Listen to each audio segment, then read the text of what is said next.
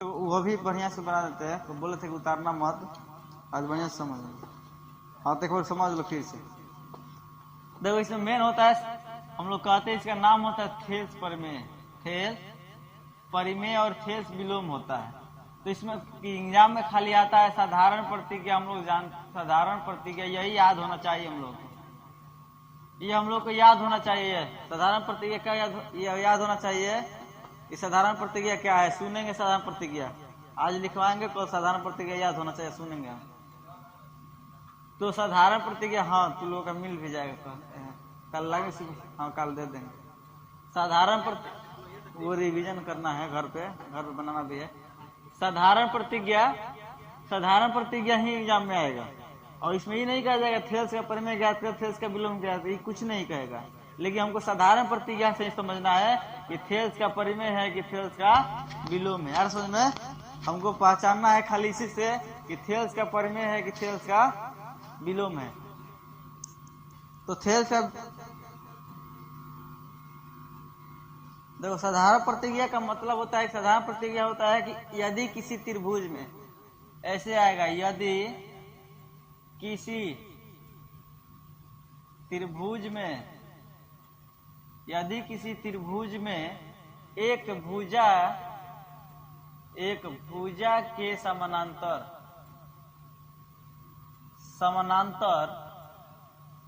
एक रेखा खींची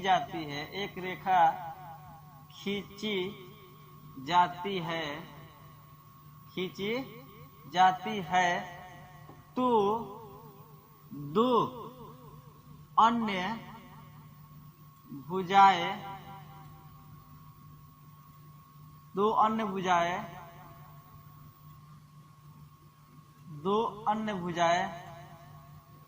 एक ही अनुपात में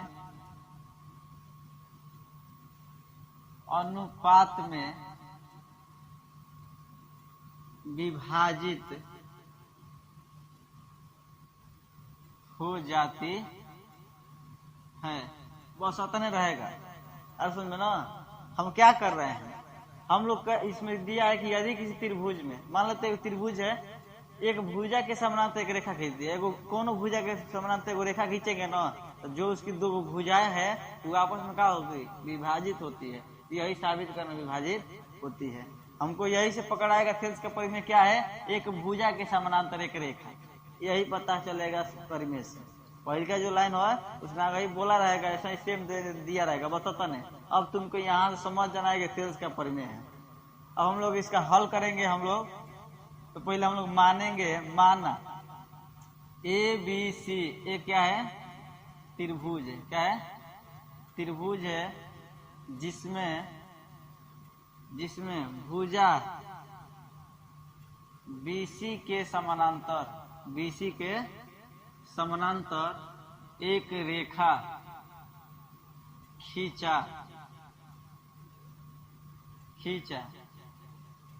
एक रेखा DE खींचा।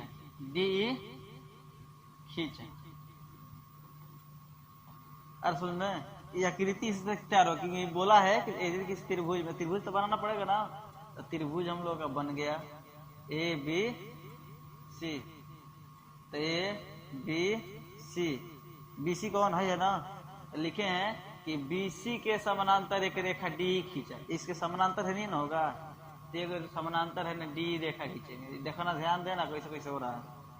क्या कि BC के समानांतर क्या कर दिए, D रेखा है। तो यही कहा है खींचा, तो अन्य भुजा है, दो अन्य भुजा है। तो दो अन्य भुजा एक ही अनुपात में क्या होते हैं, विभाजित हो जाती है। यही साबित करना है। तो हम लोग मान लिया था ना। अब हम लोग का सिद्ध क्या करना है, और दिया है क्या कि BC समानांतर और लिख लेते हैं, और इसमें खींचा और BC समानांतर क्या है, DC। BC समानांतर D, BC क्या है, इसके समानांतर है, यही ना। तो सिद्ध करना है, क्या करना है, सिद्ध करना है कि AD बटा में DB, माने हाई भुजा और हाई भुजा और हाई भुजा और हाई भुजा एक ही अनुपात में क्या है, बराबर है। यही सिद्ध करना है। अब सुनो, है ना लाइन कहता है कि एक भुजा के समानांतर खींच रहे हैं तो दो अन्य भुजाएं कई अनुपात में विभाजित होती है। तो ये मान लो समानांतर खींचे हैं तो ये भी है, दोनों बरोबर होना चाहिए। अब इसको हम हल करेंगे कैसे होगा, तो हम लोग इसमें एक रचना करेंगे। क्या करेंगे?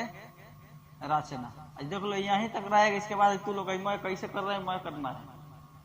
मान लिए पहला मानना है तुम्हारा कि एबीसी क्या है, एक त्रिभुज है जिसमें भुजा बीसी है, बीसी के समानांतर एक रेखा डी खींचा है और बीसी समानांतर किसके है, यहाँ पर जो बतिया है इसको मैथमेटिक्स में लिख रहे, बीसी समानांतर क्या है, डी है। अब हम लोग सिद्ध करना क्या है, तो एडी बटा में डीबी और एई बटा में इसी साबित करना है। अब हम लोग रचना क्या करेंगे, रचना में क्या विशेष नहीं करना है, लेना है कि वो डी से डीएम लंब डाला एसी पर। क्या डाला? लंब डाला एसी पर है, डी से एगो है लंब डालेंगे किस पर, भुजा एसी ना पूरा, तो लिखेंगे एसी पर। किस पर? एसी पर। उसके बाद एसी पर एवं ई से ईएम लंब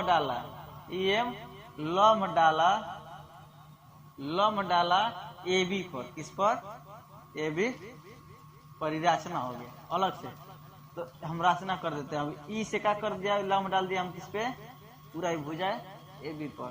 ये क्या है, ई से क्या डाला, ईएम नु, ई से ईएम लंब डाला और डी से डीएम लिख लेबा नु, डीएम लिख लेबा ने, डीएम आई का हो जाए ना, ई से ईएम दोनों मैंने लिख दिला बने, ठीक बा। डी से डीएम और एसी पर और ई से ईएम लंब डाला एसी पर और समझ में एबी पर। ठीक है, लंब हो गया, तो इसको भी मिला देंगे हम लोग इसमें। ठीक है, आकृति हम लोग बन कर तैयार, रचना भी कर दिए। अब हम लोग लिखेंगे हम लोग हल। ठीक है ना। अब यहाँ से क्या करना है कि त्रिभुज देखना क्या है कि एक त्रिभुज हई हई ले लेना है, खाली हई हई हेने से त्रिभुज न बनता है तरह।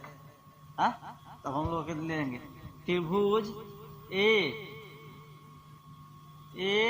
डी ई का क्षेत्रफल, ए डी ई का क्षेत्रफल, ए डी ई का नहीं है, ए डी ई, तो क्षेत्रफल बराबर सूत्र रहता है 1/2 आधार गुणे लंब, चाहे शीर्ष लंब चाहे ऊंचाई, ये नो शीर्ष लंब, तो 1/2 आधार। देखो इस पे लंब गया है ना, लंब, तो जिस पे लंब रहा तो वही ना आधार होता है। तो आधार क्या हो जाएगा, ए डी, आधार क्या हो गया, ए डी। और लंब क्या है, इस पे लंब कौन डाला है, एन ई ना, एन ई एन, लंब क्या हो जाएगा, ई एन। ये इक्वेशन हो जाए 1, क्या हो जाए 1। पुनः त्रिभुज अब हाई लेवल जाओ है तरह डी बी ई मिला था ना भाई, त्रिभुज बना था ना डी बी ई, तो डी देखना है एक साइड से ले रहे डी बी ई का क्षेत्रफल क्या लिख दिए, तो 1/2 आधार गुणे, फिर लिखेंगे आधार गुणे का शीर्ष लंब, क्या लिख दिए शीर्ष लंब, तो शीर्ष लंब, तो 1/2 गुणे आधार, आधार का मान अब यहाँ पर देखो क्या हो जाएगा, इस पे लंब है ना, भाई आधार हो जाएगा डीबी, हो जाएगा डीबी आधार नो, तो डीबी गुणे लंब क्या हो जाए, यही भुजा पर लंबा, ये ना लंब हो जाए, इस समीकरण कितना हो जाए, देखो हाई लंब इसी पे था ना, भुजा इसी पे, इस पे भुजा है ये भी वाला भुजा में डीबी है, तो इसमें जब D A B A D पे ई एन बा है तो भुजा ये पड़ी नो, यो का ये ने लंब होई, आधार खाली चेंज हो जाए, ए जब आधार का हो जाए डीबी, ए जब आधार का रहे एडी, इस समीकरण 1 नहीं समीकरण 2 हो गई। इसमें डी ई का क्षेत्रफल अब बाटा में त्रिभुज डी बी ई का क्या करेंगे क्षेत्रफल बाटा में क्षेत्रफल निकालेंगे, तो किसका है बोले 1/2 पहले का के ए डी ई एन, अब बाटा में 1/2 गुणे D E D B no, D B गुणे ई एन, तो EN का हो जाए खत्म, तो एक का बच गया खाली AD बटा में DB। इस समीकरण का हो जाए 3, ठीक बा। फिर अगेन अकॉर्डिंग टू क्वेश्चन तो लेंगे। अब त्रिभुज अब हेने से घूम जाएंगे, देखो इधर से ले लिया है ना, अब हेने से लेंगे तो AED का क्षेत्रफल, किसका ADE का क्षेत्रफल, ADE का क्षेत्रफल तो निकालेंगे तो 1/2। अब देखो आधार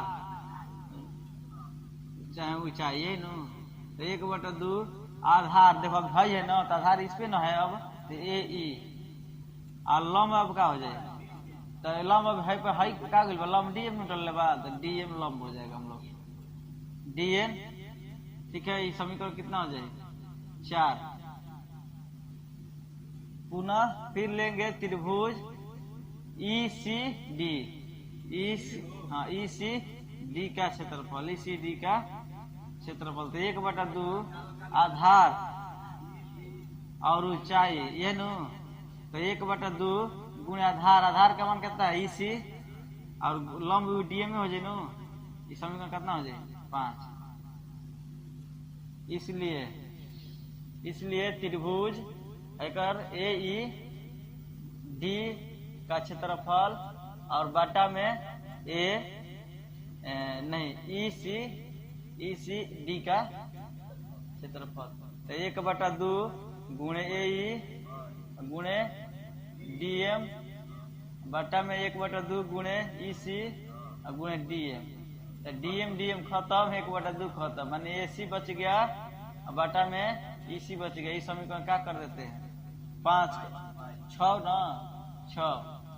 इसलिए समीकरण 3 एवं समीकरण 4 समीकरण 6 से तो AB क्या हो जाएगा AD बटा में DB बराबर हो जाएगा AE बटा में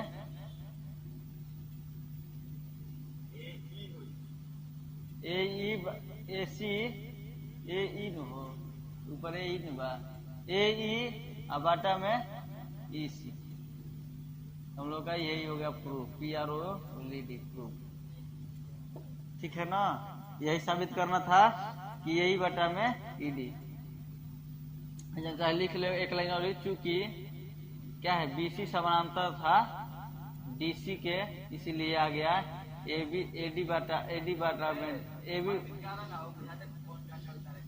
सुनो BC, ठीक है, चूंकि BC समानांतर है किसका था DC के, इसलिए AD बटा में DB बराबर AE बटा में EC। प्रूफ PROLO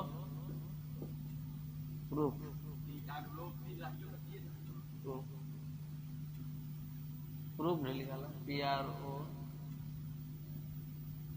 चलो नाम प्रूफ F होला हो गया, जल्दी नोट करो। देखो यहाँ तक तो हो गया है ना, इसके नीचे हो गया था, ठीक है। अब यहाँ से हाथना उतारना है यहाँ तक, अब इसके बाद सीधे हेने चले जाएंगे।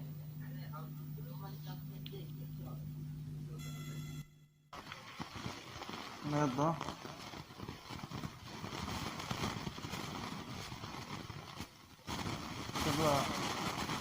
थेल्स का परिमाण हो गया था ना, थेल्स का विलोम, ठीक है ना। इसका साधारण प्रतिज्ञा एग्जाम में आएगा, इसी से पकड़ना है कि थेल्स का विलोम है। साधारण प्रतिज्ञा थेल्स का विलोम कहता है यदि एक रेखा किसी त्रिभुज के, यदि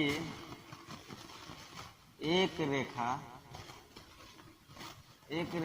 दूसरा परिमेय है, विलोम है, वो परिमेय है। थेल्स का परिमेय पहले खत्म हो था, विलोम है। यदि एक रेखा किसी त्रिभुज के किसी त्रिभुज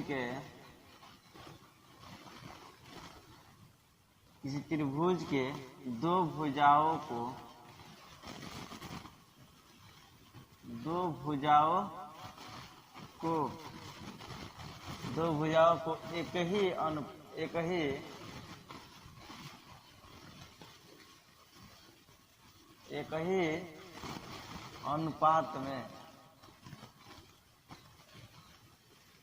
एक ही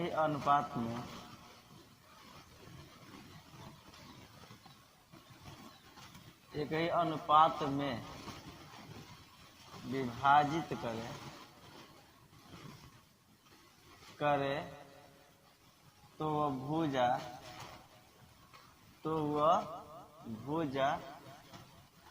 तीसरी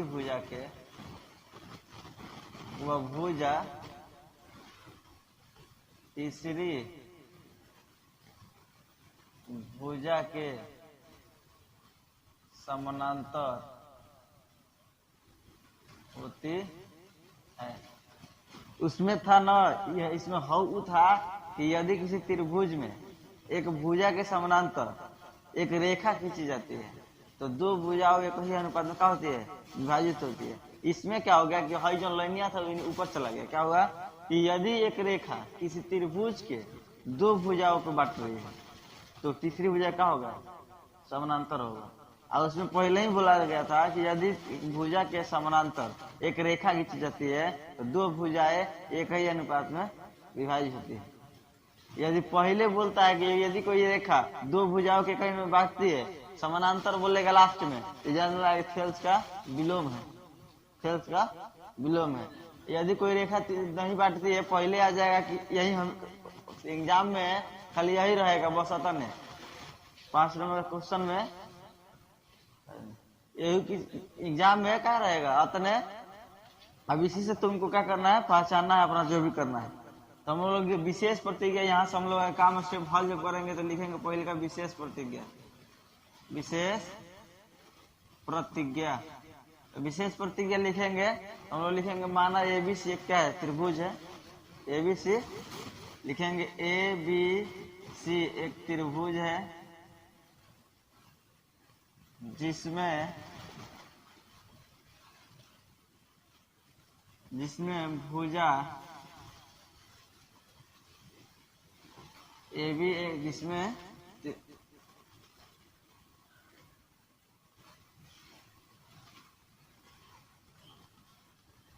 जिसमें एबी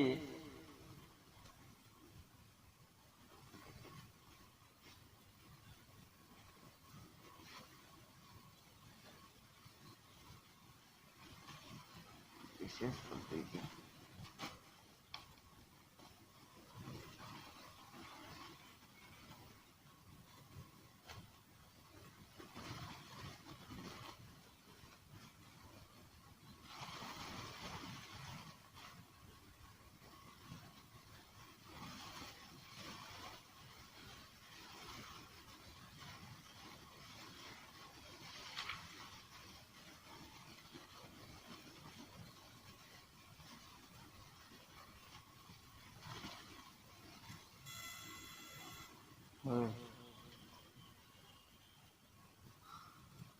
त्रिभुज क्या है, एबी माना विशेष प्रतिज्ञा माना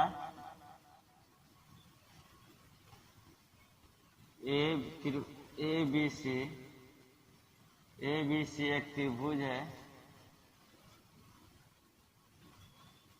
है जिसमें दिया गया है, जिसमें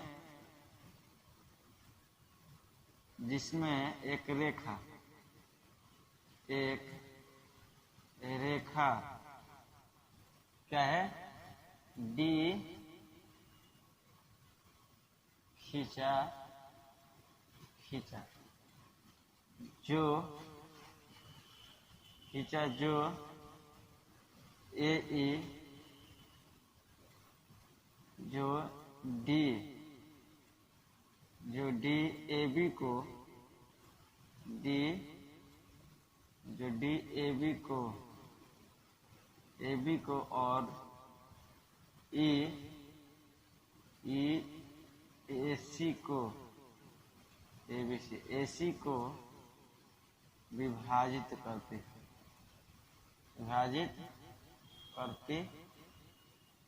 ठीक बा, दिया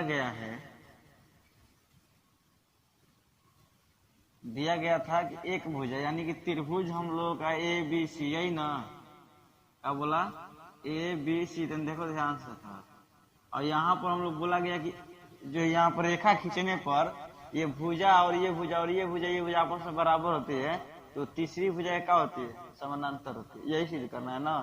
तो दिया क्या है, तो दिया गया है कि AB बटा में DB,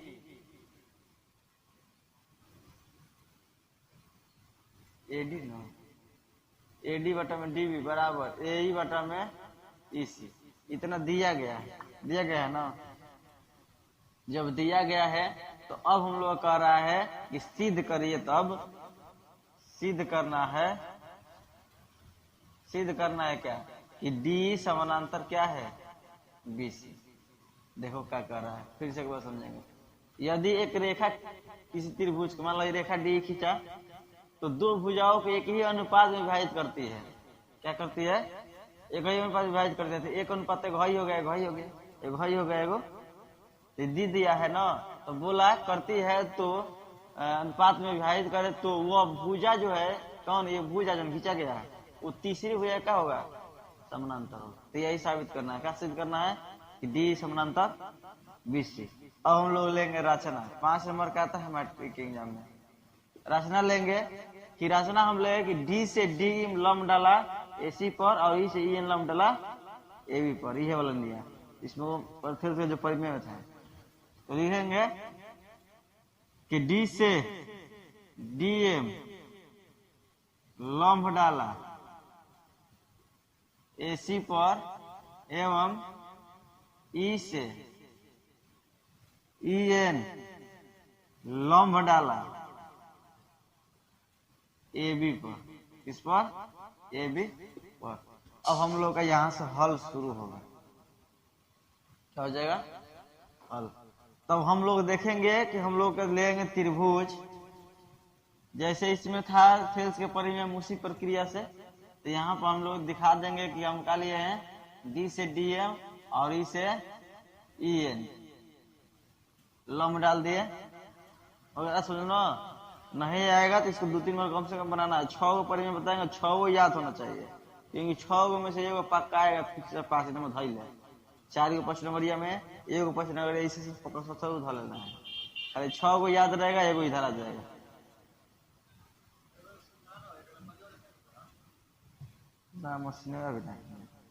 हल त्रिभुज EN लंब डाला AB पर। त्रिभुज लेंगे ADE का क्या करेंगे, क्षेत्रफल।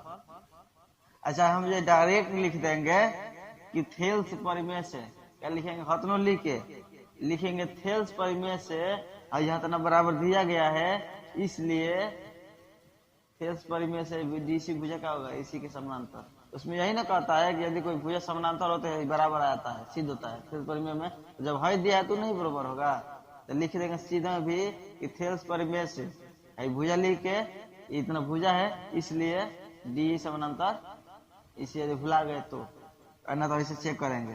त्रिभुज तो 1/2 आधार गुणे ऊंचाई, तो 1/2 आधार AD और लंब का हो जी DM हो ना, EN हो एकरा पर का बा, EN हो एकरा पर लंब हइले जानो ना, हई लंब बटे EN कहाँ के बात बराबर। ठीक बा। अगेन त्रिभुज A, अब का DB याद बा।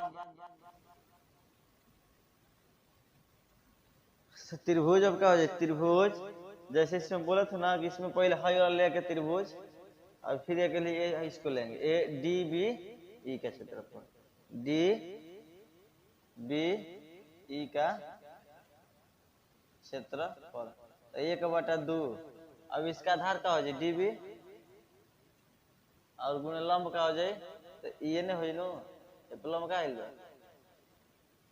ए ई एन इस समय तो ये हो जाए हमनी के इसलिए अनुपात दिले बनो तो अनुपात क्या है त्रिभुज ए डी ई का क्षेत्रफल बटा में त्रिभुज डी बी का क्षेत्रफल तो 1/2 हो जाए आधार ए डी गुणे ई एन बटा में 1/2 डी बी गुणे ई एन ठीक बात है ए डी ये नहीं खत्म 1/2 खत्म का बची गई ए डी बटा में डी बी इक्वेशन का हो जाए 1 अगेन अकॉर्डिंग टू क्वेश्चन यानी कि अब हम लोग लेंगे हेतर त्रिभुज तो डायरेक्ट लेते हैं कि त्रिभुज ए ई डी का क्षेत्रफल बाटा में त्रिभुज ई सी डी का क्षेत्रफल पारा पर नहीं निकल रहे हैं एक कैलरी में निकल जाए तो 1/2 गुण है इसका आधार तो ए गुण लंब अब डीएम हो जाए है कौन लंबा तो डीएम बटा में 1/2 अब हेकर का बा देखो तो भुजा का बा इसी मानो गुण हम के है का बा डीएम डीएम है डीएम है ना भाई एकरा हेकर लंब का बा भुजा को लंब डीएम ना बा तो डीएम का हो जाए है खत्म यानी कि बच गया का ए बटा में इसी इक्वेशन 2 मान लो समीकरण 1 हो एगो कहां है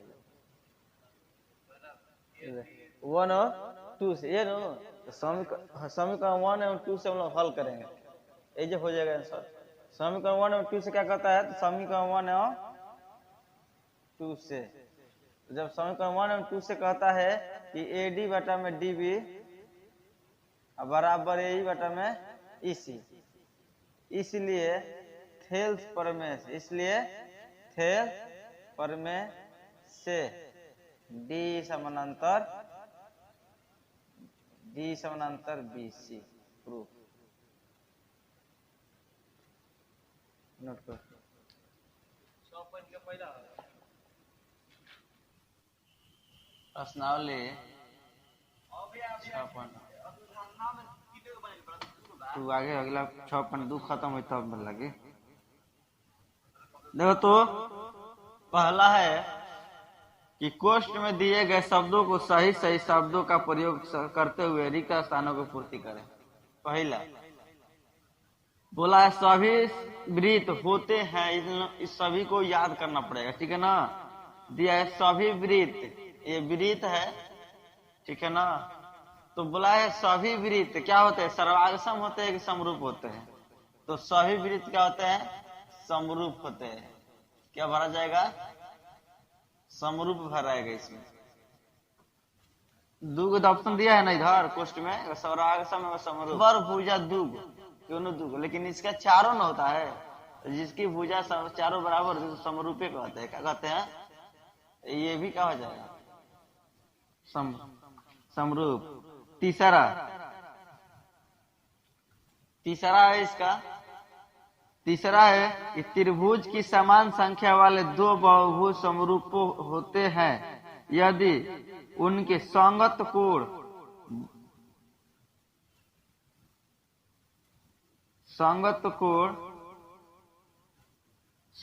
कोण बराबर पहले क्या हो जाए ना लिखवाते हैं कि जब एक रेखा खींची जाती है तो दो भुजाओं के कई अनुपात में विभाजित करते हैं तो अनुपात कहाँ लग रहा है दो भुजाओं में लग रहा है ना इसलिए हम लिखेंगे कि उनके संगत कोण का मतलब बराबर कोण बराबर और इनकी संगत भुजाएं क्या लिख देंगे समान तो पहले में बराबर दूसरा का में समानुपाती समानुपात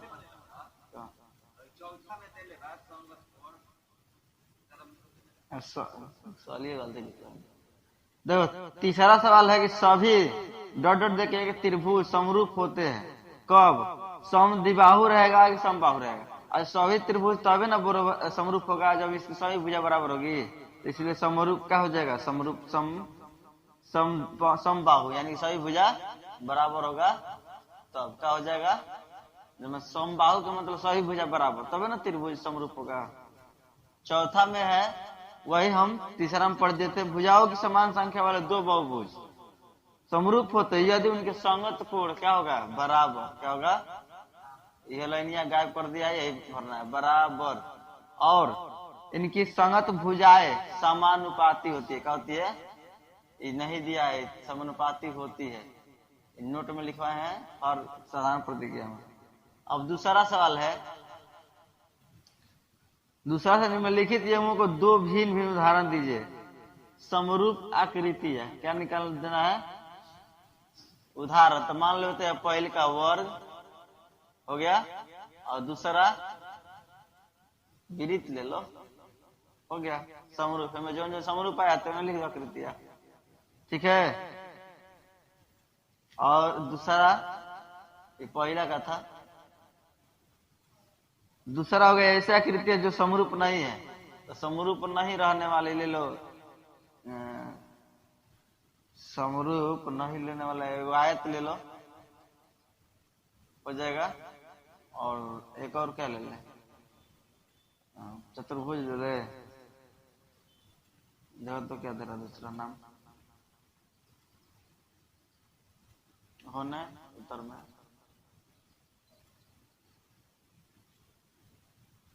वो समरूप एगो बेलन हो जाएगा, चाहे शंकु, बेलन चाहे शंकु करना पड़ेगा। उत्तर नहीं दिया तीसरा के, हाँ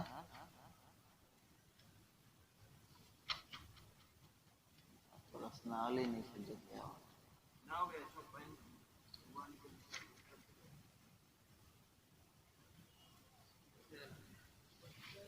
चलो सुनो ना, है देखो पहले का के आयत, ठीक है, दूसरा में शंकु डाल दो, शंकु चाहे बेलन। काजे निम्नलिखित नियमों को दो उदाहरण देना, दो को। तो पहले का में ये समरूप आकृतियां, समरूप आकृतियां कौन होती है, एक वर्ग होता है, एक वृत्त होता है, ये हमेशा समरूप होता है। और ऐसे आकृतियां जो समरूप नहीं है, तो एगो आयत होता है, एगो लिख दिए शंकु होता है। तीसरा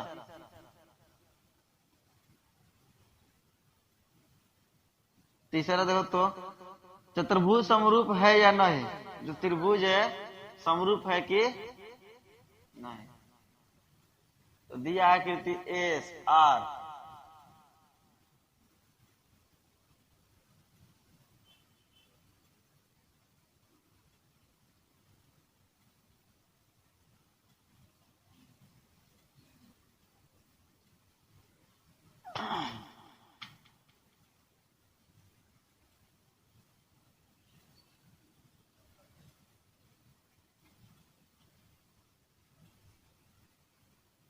डी है सी ए और बी 3 सेंटीमीटर, ये भी 3 सेंटीमीटर और ये भी 3।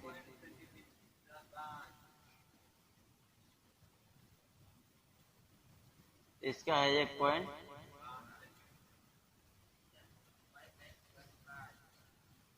बराबर पी एस आर कमा क्यू आर बराबर पी क्यू। इस सभी का मान कितना है, 1 पॉइंट। और इधर हम देखेंगे तो इसमें भी ए बी बराबर बी सी बराबर डी सी बराबर ए डी। मैं मिला कितना सेंटीमीटर है, ये भी 3 सेंटीमीटर है। तो हम कह सकते हैं कि एस पी बटा में डी ए बराबर एस आर बटा में डी सी और आर क्यू बटा में बी सी बराबर पी क्यू बटा में ए बी। तो कहने का 1.5 बटा में 3, 1.5 बटा में 3, 1.5 बटा में और 1/5 बटा में 3, 1.5 दूनी कितना हो जाएगा, 1.5 दूनी 3, 1/2, 1/2, 1/2, दूर, अर्थात इसलिए यह आकृति देखने से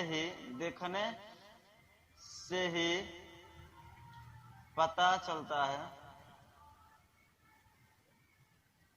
कि इनकी भुजाओं का अनुपात इनके